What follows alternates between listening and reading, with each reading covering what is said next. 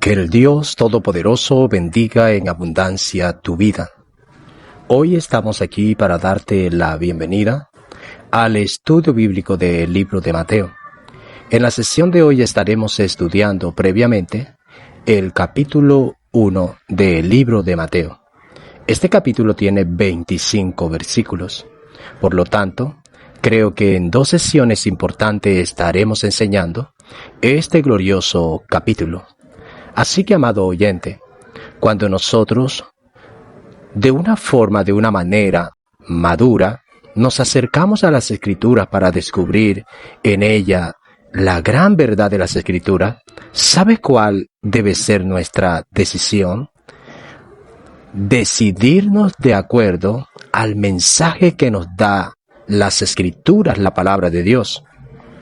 Cuando nosotros, por ende, abrimos la palabra del Señor y nos encontramos verdades en ella, debemos caminar en base a esa verdad. Si la palabra de Dios me exige cambios en mi vida, ¿qué debo hacer yo? Yo no debo dar espera en cumplir y en generar esos cambios en mi vida, porque van a ser de mucha bendición para nuestras vidas. Así que, bienvenidos a Ministerios en Palabras en la Biblia.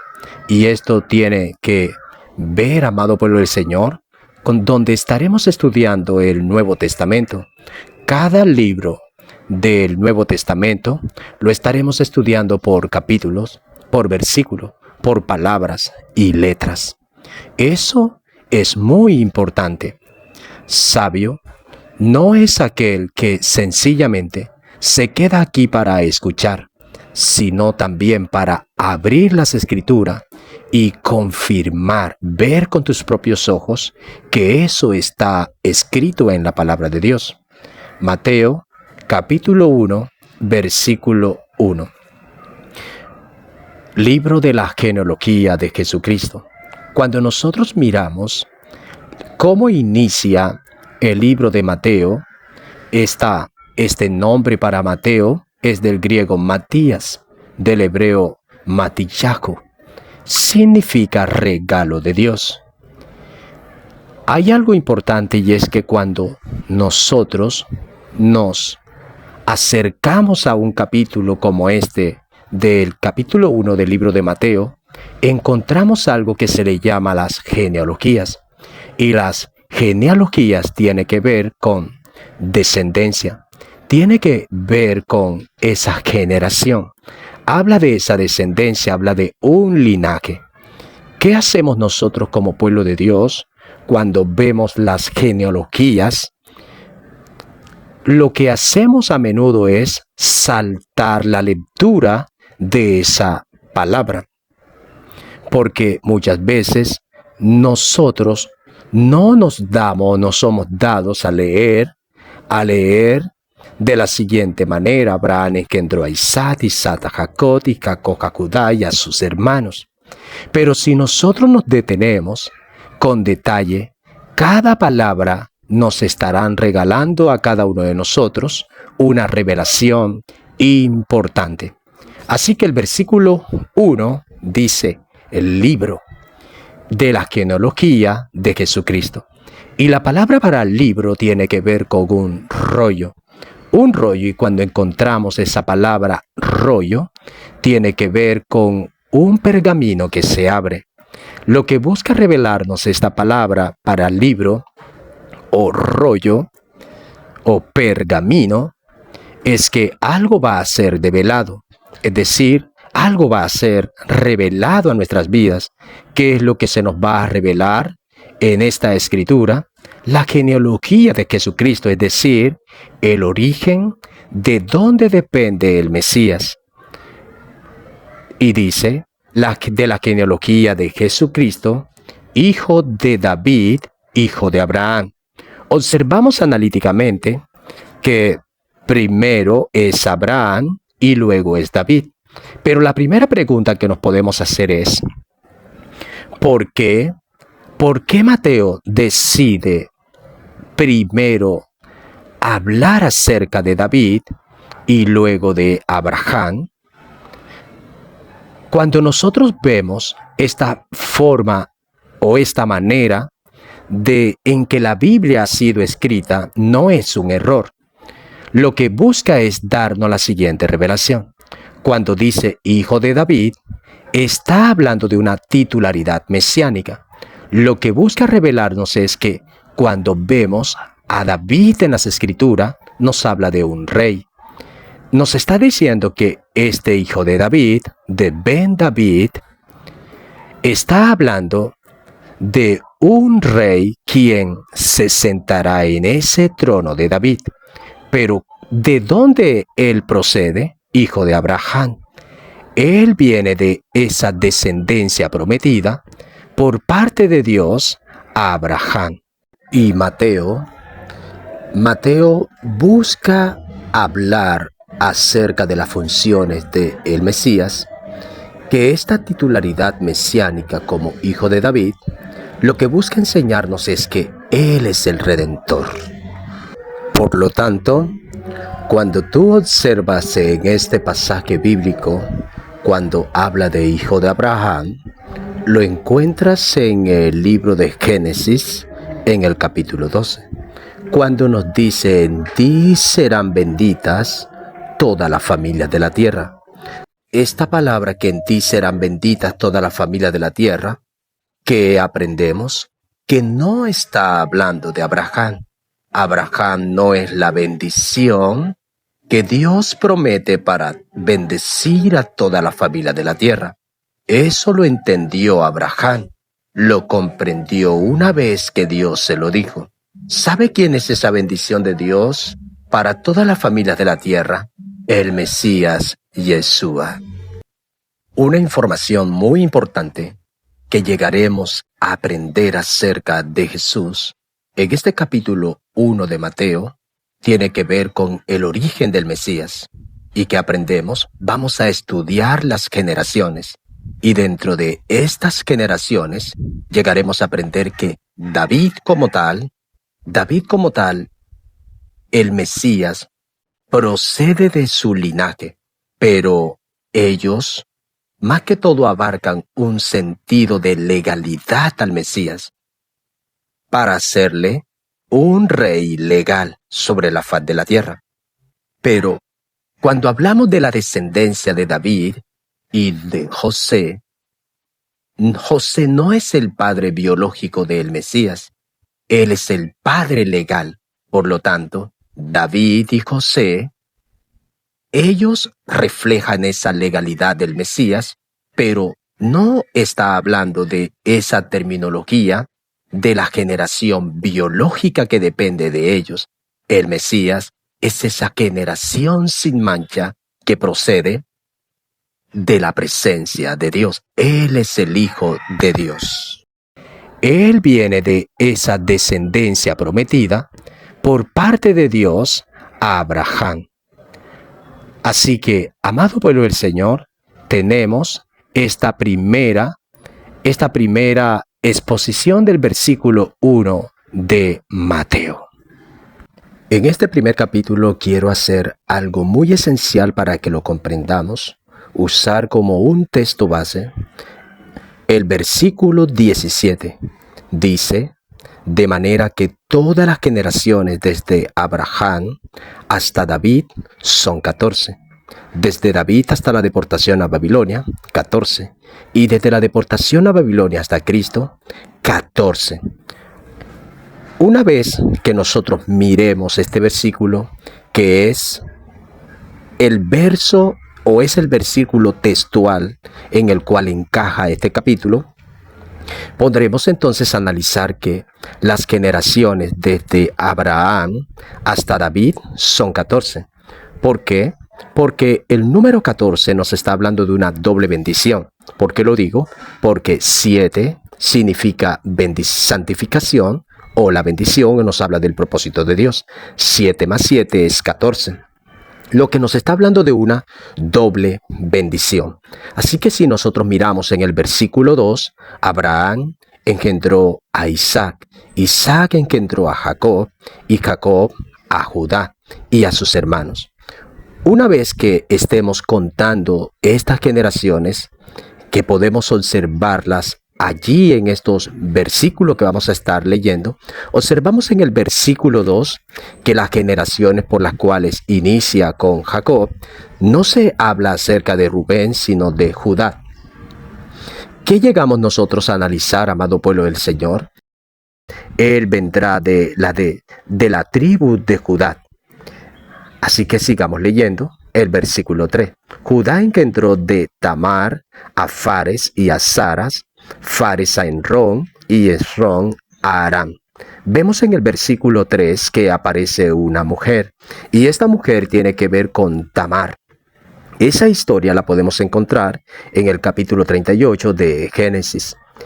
Y observamos que esta mujer, Tamar, fue una mujer en la cual, según la Torá, según las Escrituras, esta mujer actuó justamente, ya que Judá no actuó justamente con ella. Pero algo importante debemos resaltar en las Escrituras, y es cuando aparece una mujer. Porque cada vez que aparece una mujer en las Escrituras es para hablarnos del proceso de redención. Aparece la mujer Tamar, que Judá engendró de Tamar a Fares y a Zara, Fares a Esrón y Esrón a Aram. Seguimos en el versículo 4 cuando dice: Aram engendró a Aminadab, Aminadab a Nazón y Nazón a Salmón.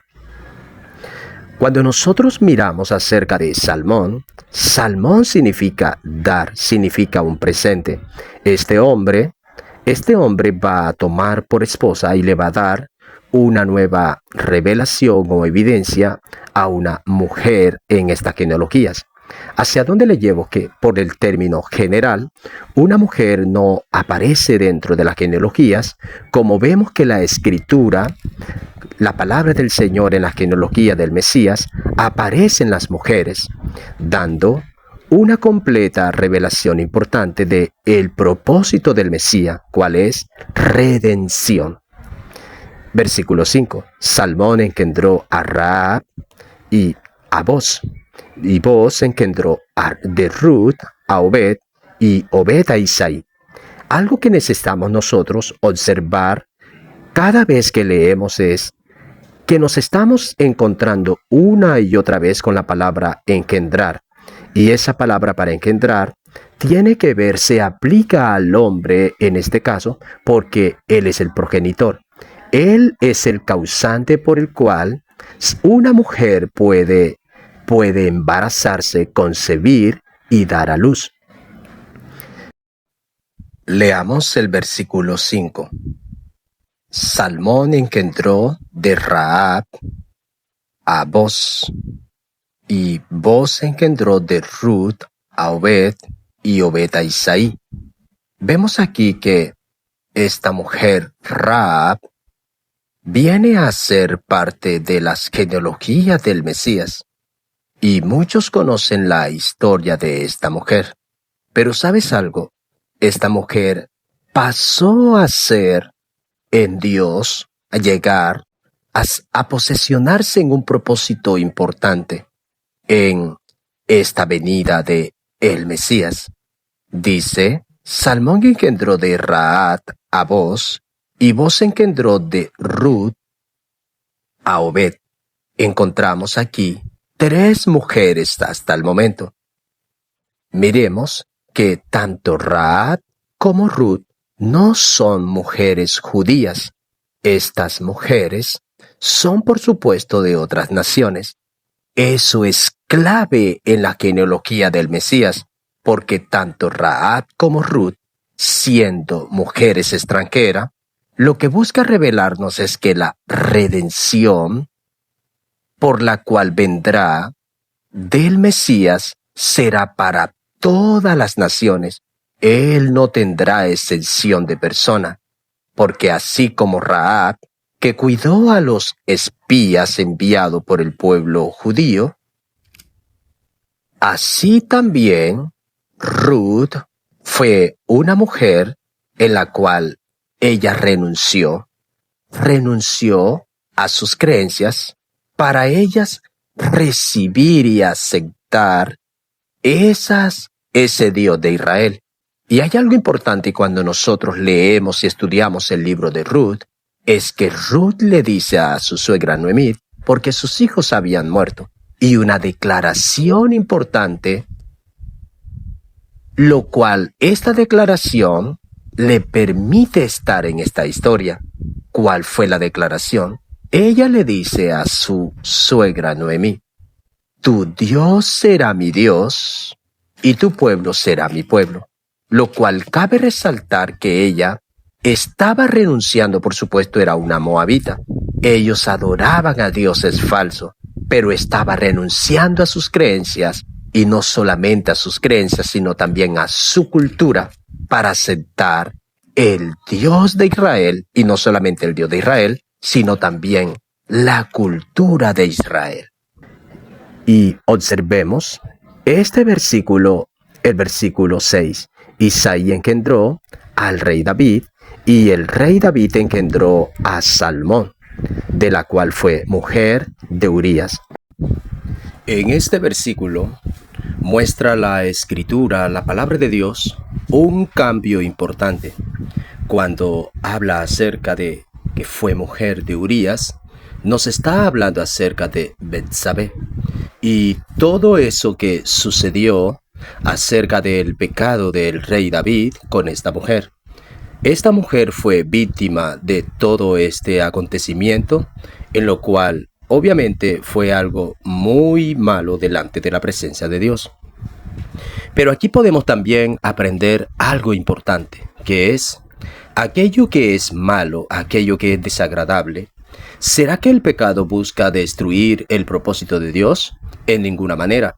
Aunque Dios no está detrás de ello, detrás de esas decisiones humanas, es decir, que Dios no diseñó ese mal. En cosas permitidas, Dios permite todo lo que el hombre en su libre albedrío puede hacer, pero aquellas cosas que nosotros vemos que son malas, que están a punto de destruirnos, ¿sabe qué hace Dios? Él las transforma para bien, para que su propósito se lleve a cabo.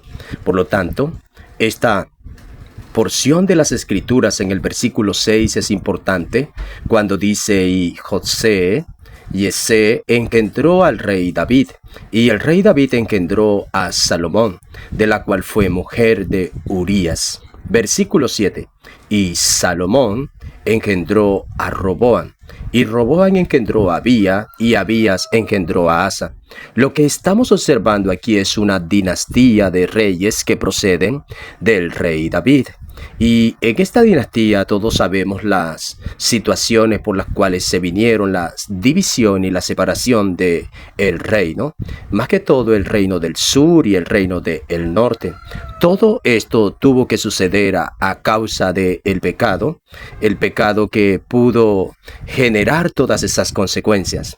El versículo 8 dice, y Asa engendró a Josafat, y Josafat engendró a Joram, y Joram engendró a Osías. Una de las cosas por las cuales debemos tener en cuenta, amados estudiantes de las Escrituras, es que cada nombre tiene un significado importante, y dentro de las genealogías del Mesías, el Señor nos invita a detenernos a estudiar minuciosamente la vida de cada una de estas personas. Y por supuesto, cada una de estas personas, sus nombres tienen un significado importante. Luego que hayas descubierto el significado que tienen cada uno de ellos, la pregunta que nos podemos hacer es, ¿ellos estarán o estuvieron dispuestos en hacer o en cumplir esa voluntad de Dios de acuerdo a ese nombre que se les concedió? Porque cada nombre que se les da es una asignación espiritual de Dios.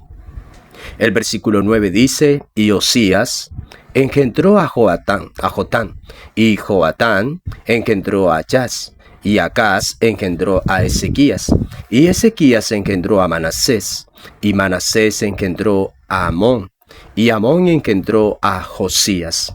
Algo que debemos tener en cuenta es que en el versículo 10 se está nombrando a todos estos que hacen parte de esas 14 generaciones desde Abraham hasta Podemos decir desde el rey David, sí, desde el rey David hasta la deportación a Babilonia. Y este Josías, que es padre en el versículo 11 de Jeconías, este Jeconías llegó a ser un rey malvado. Ese rey malvado de tal manera que por causa de su negación a servirle a Dios, ¿qué vino? Vino la deportación a Babilonia. Lo que busca enseñarnos la palabra de Dios es que Dios usó a Nabucodonosor. ¿Para qué? Para traer ese sufrimiento, esa deportación al pueblo de Dios. Pero ¿es Dios quien está detrás de todas estas cosas? No. Lo que busca revelarnos la palabra de Dios es que cuando nosotros no estamos dispuestos a caminar bajo esa presencia de Dios, cuando nosotros no determinamos caminar bajo esa voluntad de Dios, ¿qué sucede? Viene la persecución, vienen los sufrimientos por causa de estar alejado de la presencia de Dios. Lo que busca revelarnos la Escritura en esta genealogía es que la redención tiene un objetivo principal cuando se asoma en el horizonte. ¿Cuál es? La redención, la liberación, la salvación de Dios para con su pueblo sucede única y exclusivamente cuando a su pueblo está siendo perseguido, cuando su pueblo ha sido deportado a Babilonia. ¿Sabe cuánto tiempo duró esa deportación? 70 años. Y eso es un número importante de años. ¿Por qué? Porque el número 70 nos está hablando de la redención, pero es la redención después del sufrimiento. Todas estas palabras se conectan en lo que tiene que ver en la genealogía del Mesías. Y observemos algo en el versículo 12. Dice, y después de la deportación a Babilonia, Jeconías engendró a Salatiel. Observemos que ahora este rey malvado comienza a tener su generación. Y podemos observar que en estas generaciones, en las cuales se podrán contar desde el versículo 12 en adelante hasta Cristo de la deportación de Babilonia, contándolas previamente, ¿sabes cuántas generaciones hay? Hay 13 generaciones. Y eso lo hemos usado, lo hemos analizado en el versículo 17. Cuando el versículo 17 comienza a ser sustentado por estos versículos, hay clara evidencia. Y vamos a observar a última instancia si aparecen, nosotros contamos esas generaciones desde la deportación de Babilonia hasta Cristo, podemos contar 13 generaciones, pero el versículo 17 nos está hablando de 14. Y cuando la palabra de Dios nos habla de 14, hemos dicho y lo repetimos una y otra vez, hay que creerlo. Así que el versículo 14 dice, y Azor engendró a Sadot, y Sadot engendró a Aquín.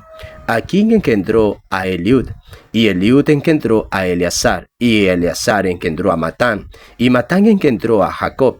Este Jacob que aparece en el versículo 15 no es el Jacob del Génesis.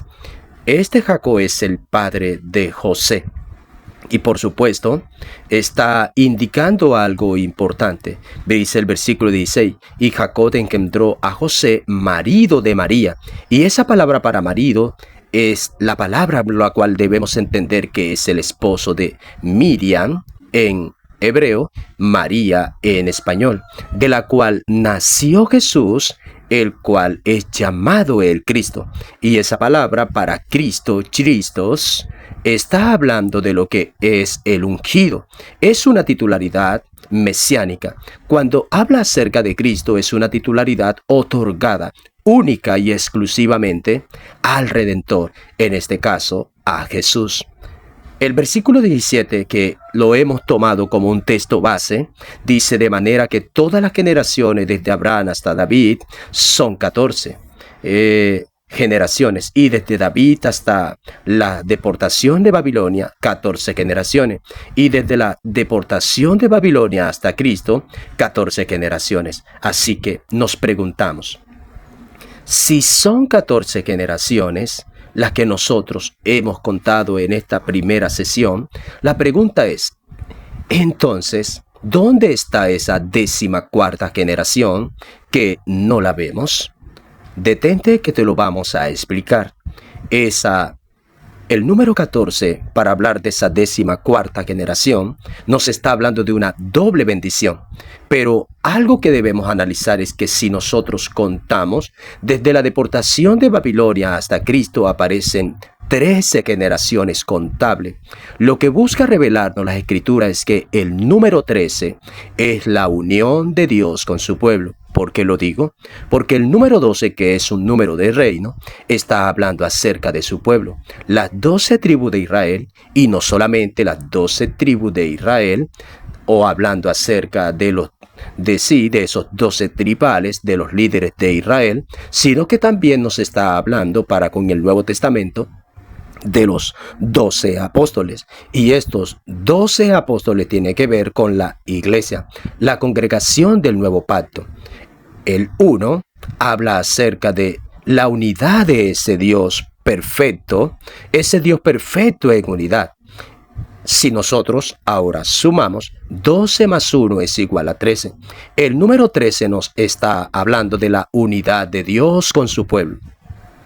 Pero lo hemos dicho y hoy lo vamos a corroborar, que cuando nosotros miramos un código en las Escrituras, en este caso un número, no está hablando en nada de cosas personales de cada uno de nosotros.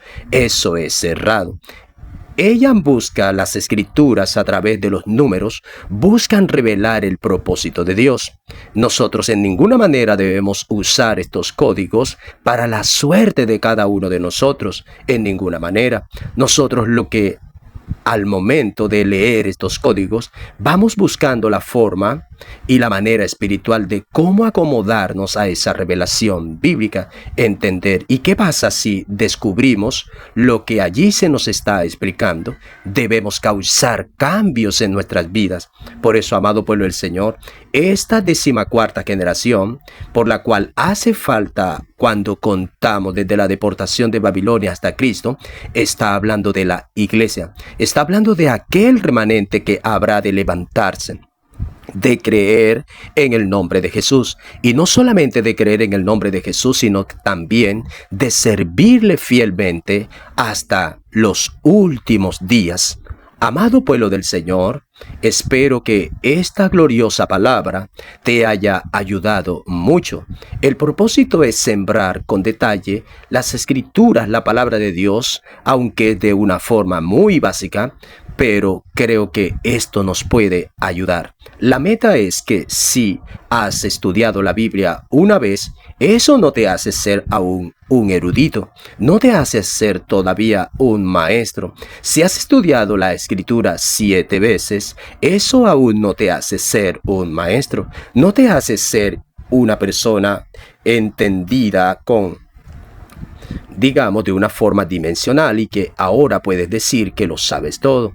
Es importante nosotros socializar, compartir las Escrituras unos con otros. Está hablando acerca de las opiniones en cuanto a las Escrituras, a la palabra de Dios. Si has leído la Escritura 7 veces, eso no te hace una persona que lo sabes todo. Si has estudiado la Escritura 70 veces, aún debes tener en cuenta que la palabra de Dios es sin límite. Si has estudiado la Escritura a través de los años 70 veces, la meta es 70 veces 7. Es importante que tengamos todo esto en cuenta. Que el Dios Todopoderoso te bendiga y te saluda este ministro de Dios, el pastor Héctor Correa, país Colombia.